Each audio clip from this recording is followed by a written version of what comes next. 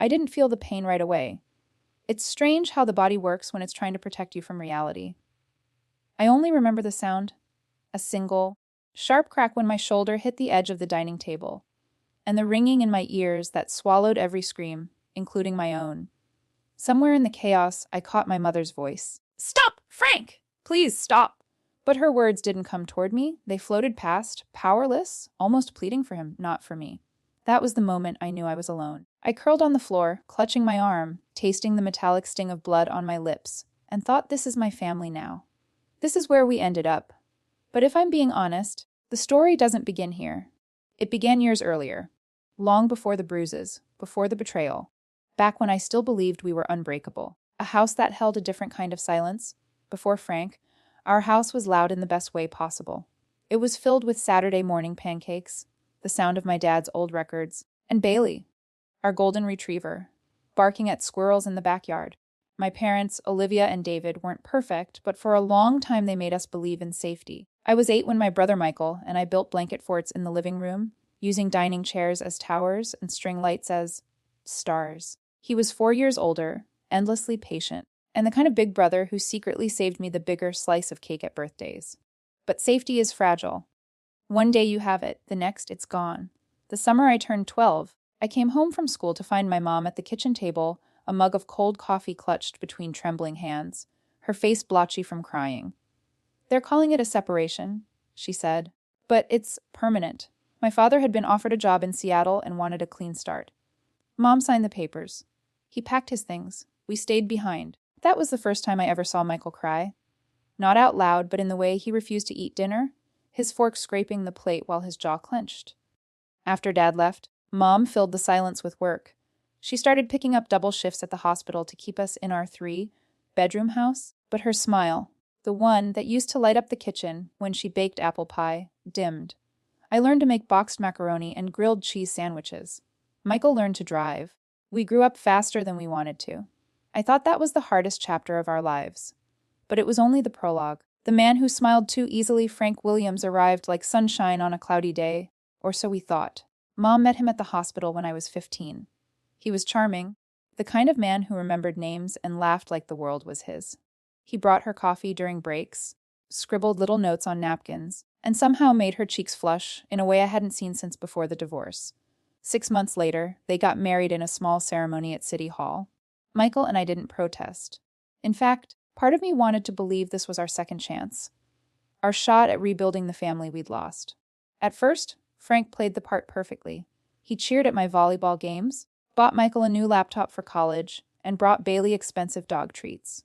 He eased Mom's financial burdens, encouraged her to cut back on hospital shifts, and filled our home with the promise of stability.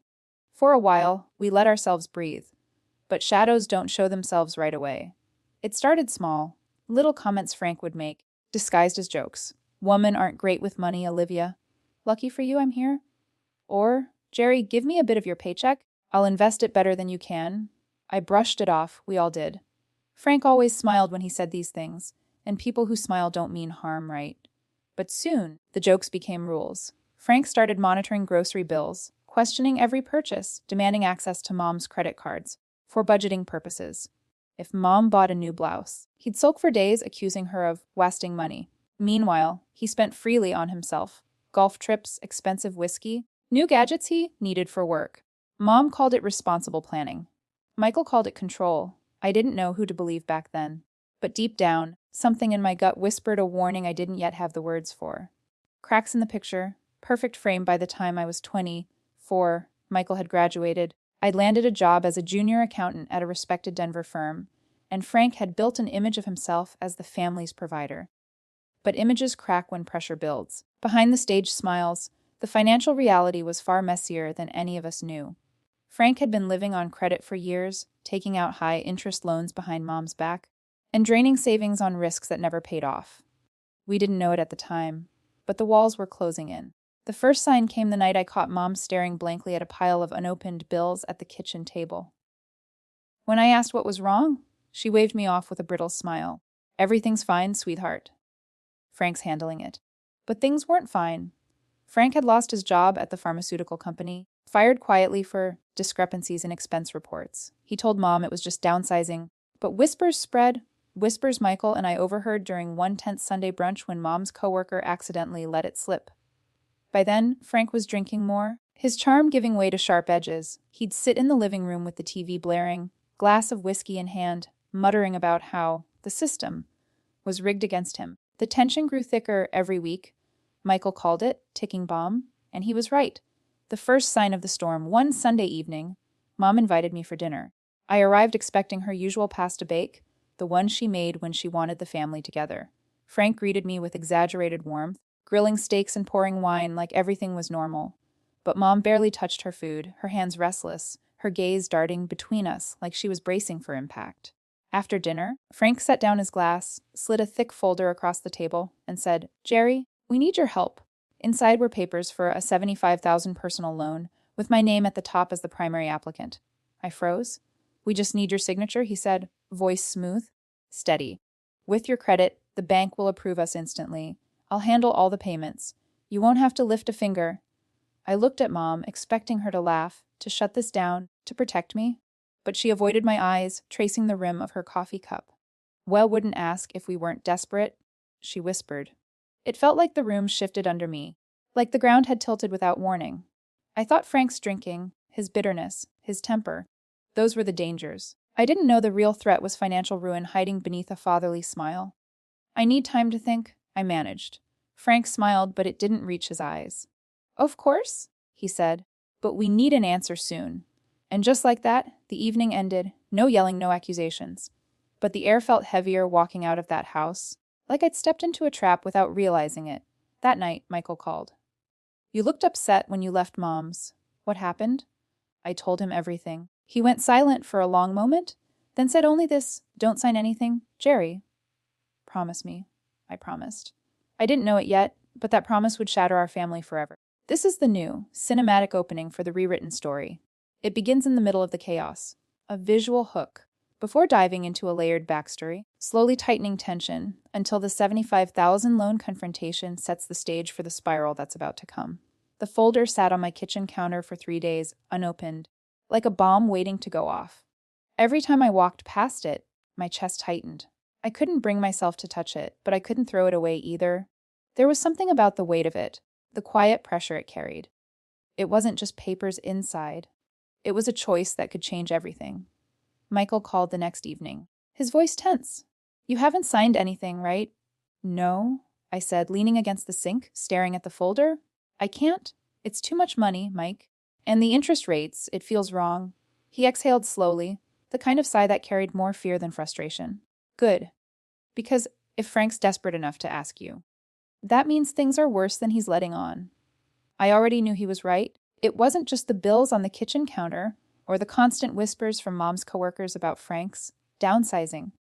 It was the way Frank had been looking at me lately. The smile stretched too thin, the conversations carefully rehearsed, the quiet, calculated charm layered over something darker. The next Sunday, I met Michael for coffee, as we always did. It was our ritual, one of the few constants we had left from our childhood.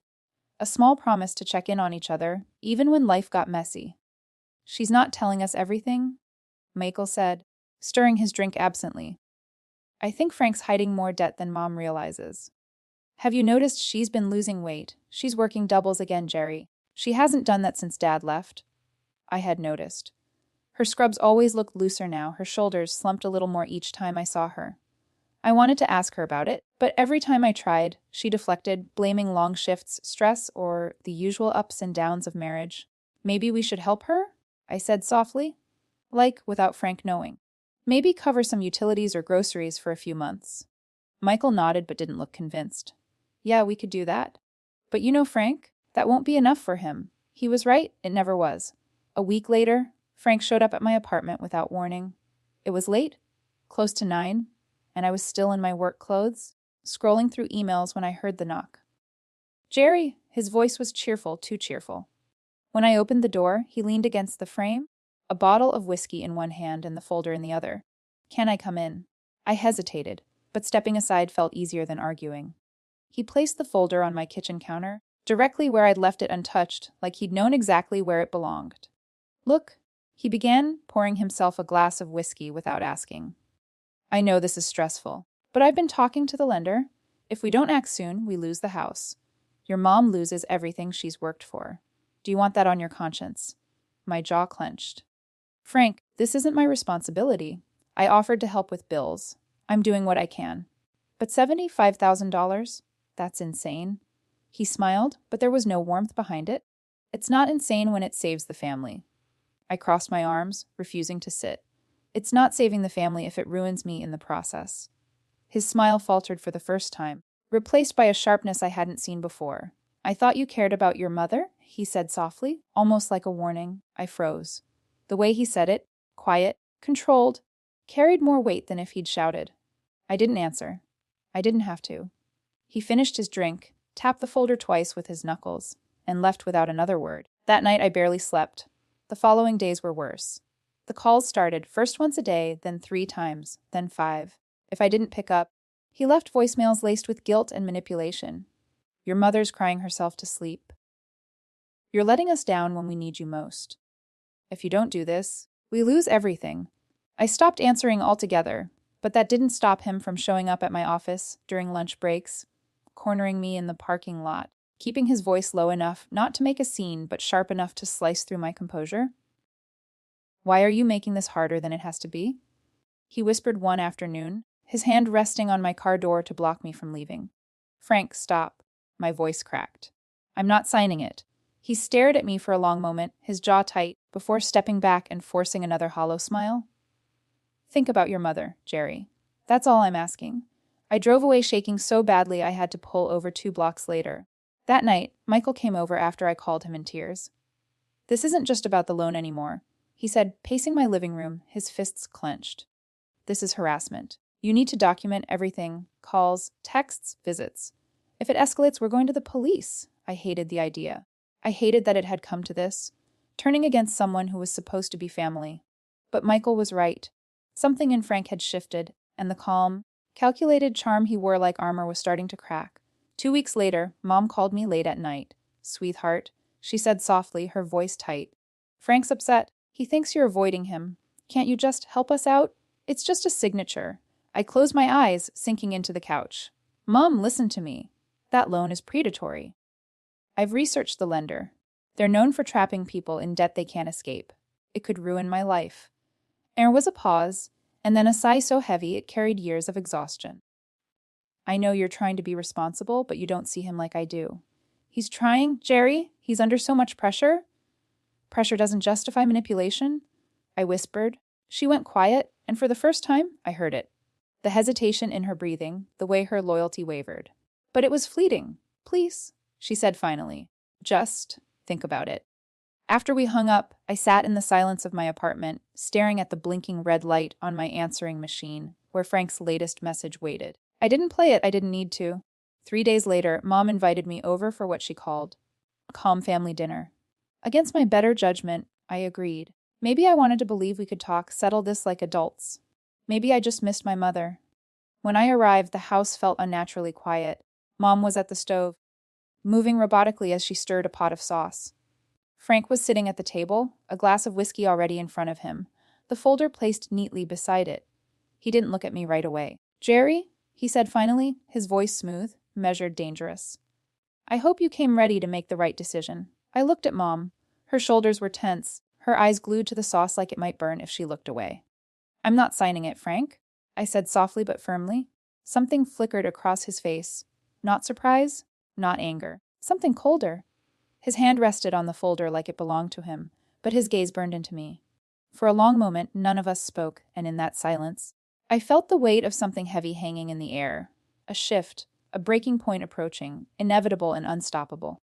I left that night without eating, but the silence in the house followed me home, clinging to me like smoke. I didn't know it then, but this was no longer about money. This was war. And the next time Frank cornered me, there wouldn't be folders or whispered threats. There would be screaming. There would be blood, and I wouldn't be walking away unscathed. The day it finally happened, the sky was painfully beautiful. One of those early May afternoons where sunlight spills like honey across the streets and the air feels alive with the promise of summer. I remember thinking it was strange to feel dread under a sky like that. Mom had called me the night before, her voice unusually soft, careful, like someone balancing on glass. "Can you come by tomorrow?" she asked. "I want to spend time together. Just us. Frank will be out golfing all afternoon." I hesitated because part of me didn't believe her, but I wanted to. "I miss my mother, or maybe I missed who she used to be before Frank drained the light from her." I said yes. The next afternoon, I pulled into the driveway of the house where I'd grown up, the same house that had once smelled like fresh, baked cookies in safety. Now it looked smaller, somehow hollow. Mom met me at the door and hugged me longer than usual, like she was holding on to something she couldn't name. Her hands trembled slightly when she led me inside. "Let's go through the photo boxes," she said, forcing a smile. "I'm putting together an album for your grandmother." The dining room table was covered in old pictures. Faded Polaroids of birthday parties, beach trips, holidays where everyone had still loved each other. For a little while, we sat together, sorting them into neat piles. It was almost peaceful. But Mom kept glancing at the clock, her hand tightening around her phone each time the screen lit up. "You okay?" I asked finally, setting down a photo of Michael holding a sparkler when he was 10. "Fine," she said too quickly, her smile faltering. "Just hoping we finish before Frank gets home. He hates when the table's cluttered." I looked at the spotless kitchen behind us, every counter perfectly wiped down, and something inside me twisted. "Mom," I said carefully, "are you afraid of him?" She froze, her breath catching like I'd said something forbidden. Then she shook her head too quickly, as though shaking away the thought itself. "No," she whispered. "Of course not. Don't be silly." But she didn't meet my eyes. An hour later, we heard the sound of a car pulling into the driveway. Mom went rigid. I felt it too. That creeping instinct, the way your body knows danger before your mind catches up. The front door opened. Frank walked in, and the smell of whiskey arrived before he did. His golf shirt was wrinkled, his cheeks flushed. He dropped his bag loudly by the door, each movement sharp, deliberate, as if the noise itself was an announcement. Well, he said, his words slightly slurred. "Look who decided to grace us with her presence." "Frank," Mom said softly, standing halfway between us like she didn't know which side she was on. "You said you'd be gone until 5? Game ended early." He walked into the dining room, leaning against the doorway, his gaze fixed on me. "What are you doing here, Jerry?" Before I could answer, Mom jumped in too quickly, almost panicked. "She's helping me with photos for Grandma's album." "That's all." He glanced at the table, then at me, his lips twisting into something that wasn't quite a smile. "Kodos," he repeated, almost laughing under his breath. How nice. Meanwhile, the bank called me today. Guess what they said? I didn't respond. I didn't want to. He stepped closer, the smell of whiskey and anger thick between us now. "They're moving forward with foreclosure?" "Frank," Mom whispered, trying to steady her voice. "This isn't the time." "No," he snapped, slamming his hand down on the table so hard a stack of photos scattered to the floor. "This is exactly the time." He reached into his golf bag and pulled out the familiar folder, the loan papers I'd refused to sign, and slammed it down in front of me. "Sign it," he said. My heart pounded against my ribs, but I kept my voice steady. "We've been through this, Frank. I'm not signing anything." For a moment, the room was silent except for the faint hum of the refrigerator. Then he laughed, a low, bitter sound that chilled me more than if he'd screamed. "You think you're better than us, don't you?" he said, leaning over the table, his voice tightening with each word. "With your job. Your perfect credit, sitting up there in your little apartment, pretending you're above this family while we're drowning." "That's not true," I said quietly, gripping the edge of my chair to keep my hands from shaking. "I've been helping in other ways. I've offered to pay bills I've offered. Pocket change," he barked, cutting me off. "Your scraps won't save this house. We need this loan. You're the only one who can do it, and you're too damn selfish to care." "Frank, stop it," Mom pleaded, stepping closer. "This isn't helping anyone." But he didn't stop. He turned to me fully now, his face flushed, his eyes glassy with rage. "You're not leaving this house until you sign these papers." I stood, my knees trembling, my voice sharp even as fear gnawed at the edges. "I'm not doing it." His hand shot out before I even saw it coming, grabbing my arm hard enough to make me gasp. "Let me go," I said, struggling against his grip. "Sign it?" he hissed, shoving the pen into my other hand. "Frank, please," Mom begged, grabbing his arm, but he shoved her away without looking, his focus locked entirely on me. The moment stretched and snapped all at once. I jerked back, and that's when it happened. His fist, clumsy but brutal, connected with my cheekbone so hard my vision went white. I stumbled into the edge of the table, pain exploding down my shoulder as it struck wood. My breath caught in my throat, sharp and ragged, but before I could recover, he was on me again, his hands shoving, pushing, striking. I remember fragments more than moments.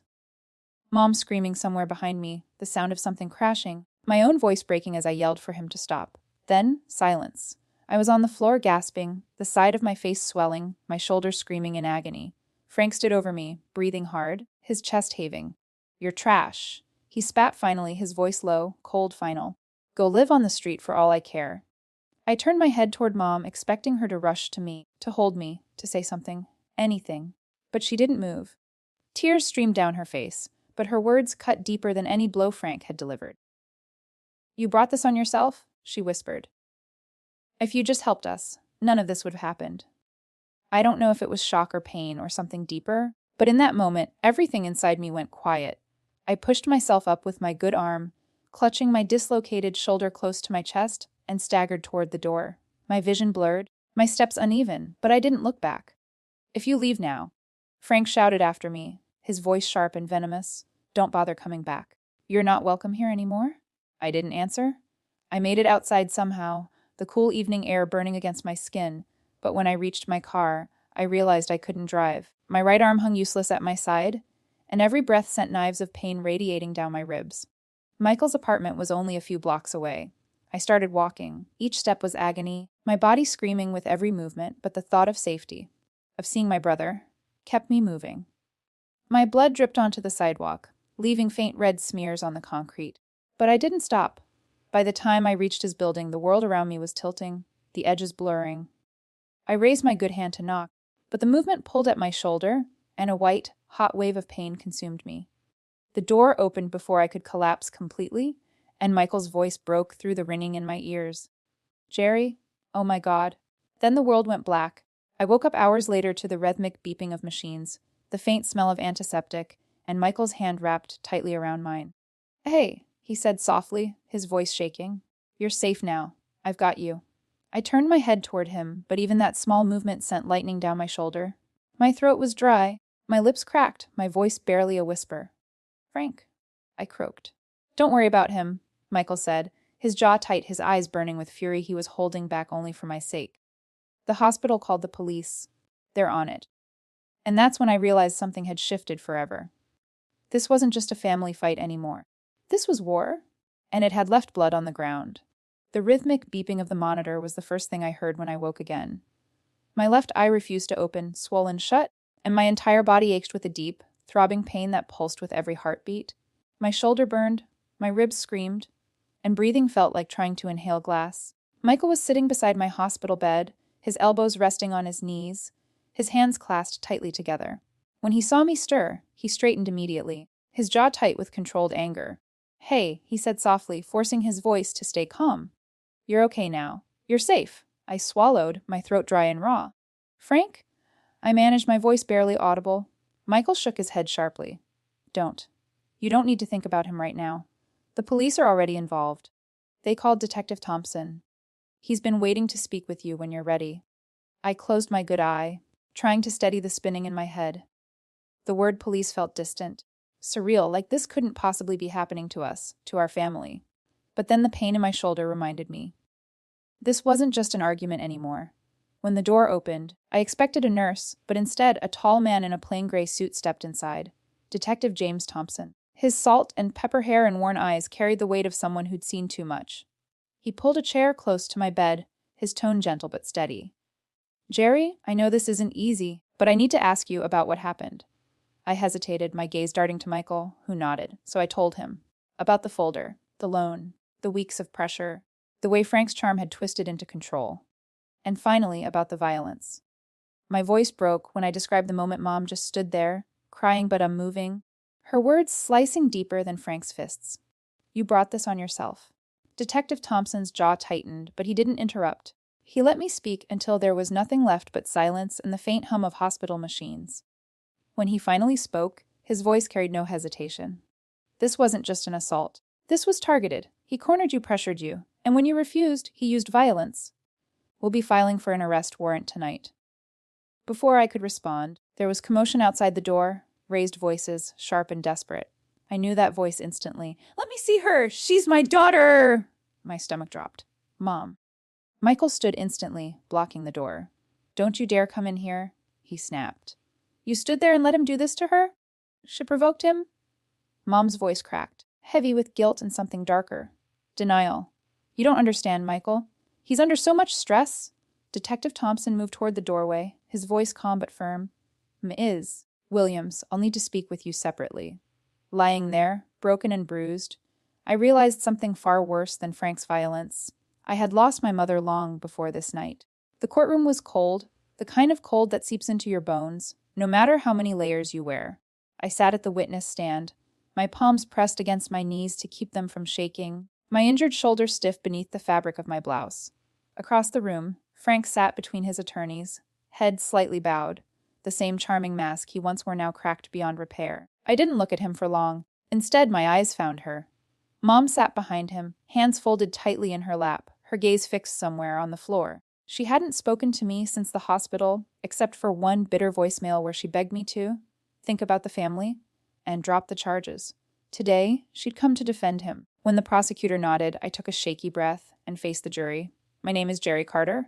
I began, my voice steadier than I expected. And on May 14th, my stepfather beat me so badly I ended up in the hospital. But this isn't just about violence. It started long before that. I told them everything. The loan, the manipulation, the pressure, the stalking, the harassment. I told them about the night in the dining room, the moment his fist connected with my face, the sharp snap of my shoulder giving way, and the words that cut deeper than the blows. You brought this on yourself. For a moment, the courtroom was silent except for the scratching of pens against paper. Then it was Mom's turn. She walked to the stand, fragile and shaking, but when she sat down, her voice was firm, rehearsed, defensive. Frank is a good man, she said, tears glinting under the harsh lights. He was under tremendous stress. Jerry, she knew how to provoke him. She's always been difficult. The words stung, but I didn't cry. Not here. Not in front of him. The prosecutor approached, quiet but precise. Mrs. Williams, are you saying your daughter deserved to be beaten unconscious? Something flickered across her face. Shame, maybe. Or the ghost of the mother I once knew. But it vanished as quickly as it came. I'm saying she could have helped us. She chose not to. That was the moment I stopped hoping for her. Hours later, after closing arguments, the judge called for silence. My chest tightened as the verdict was read. Frank Williams, guilty on all counts, second-degree assault and identity theft. He looked up at me as they cuffed him, his expression flat, stripped of the power he once wielded over us. I felt nothing. No victory. No relief. Just the hollow weight of everything broken. Mom didn't follow me when I walked out of that courtroom. She didn't look at me at all. The door closed behind me, and in the silence beyond it, I understood the truth. I'd won the case. The weeks after the verdict felt strangely quiet, like the world was holding its breath. Frank was sentenced to 5 years, though everyone knew he wouldn't serve them all. The prosecutor warned me to expect 3, maybe less, with good behavior. But it didn't matter. I didn't care where he went, only that he was somewhere far away, without access to me, my name, or my life ever again. What I hadn't prepared for was my mother's silence. I thought maybe, after the trial, when the dust settled and the shouting stopped, she would call. I thought she'd finally see him for who he was, for what he did to me. But days turned into weeks, and all I got were secondhand updates through Aunt Patricia. Mom had moved out of the house after the foreclosure, living temporarily with Uncle David, still clinging to the belief that I'd destroyed the family. Destroyed the family. Those words haunted me more than Frank's fists ever did. At first, the grief came in waves, sudden and brutal. I'd be brushing my teeth, cooking dinner, folding laundry, and out of nowhere, it would crash over me the longing for the mother I used to know, the one who stayed up with me when I had nightmares, who taught me how to braid my hair, who used to laugh so hard, she cried. That mother was gone. Michael reminded me, over and over, you didn't choose this, Jerry. She did, and logically, I knew he was right. But heartbreak isn't logical. It lingers, curling around your ribs, tugging at your breath when you least expect it. I threw myself into rebuilding. Therapy became the anchor I clung to when the nights were too long and the silence too loud. My therapist, Lisa, helped me untangle the mess inside my head. The guilt, the rage, the loneliness, until slowly, piece by piece, the noise quieted. Months later, I adopted a dog, a golden retriever mix I named Sunshine. She followed me from room to room like a shadow that refused to let me disappear into myself. And somehow, Having something small and innocent rely on me helped me believe I deserved a life untouched by Frank's violence or my mother's betrayal. 1 year later, I stood on a small stage at a local community center, telling my story to a room full of strangers. Survivors, advocates, students who wanted to understand the signs. My voice trembled at first, but by the time I finished, it was steady, strong mine. And as I looked into the crowd, I realized something. Frank had taken many things from me. So had my mother, but they hadn't taken me. Healing wasn't loud, it wasn't quick. It was quiet, relentless, stubborn, like breathing after drowning. I still miss her. I think I always will, but I've stopped waiting at the phone. Sometimes, the people you lose are the ones you thought you could never live without. And sometimes, the strongest thing you'll ever do is survive them.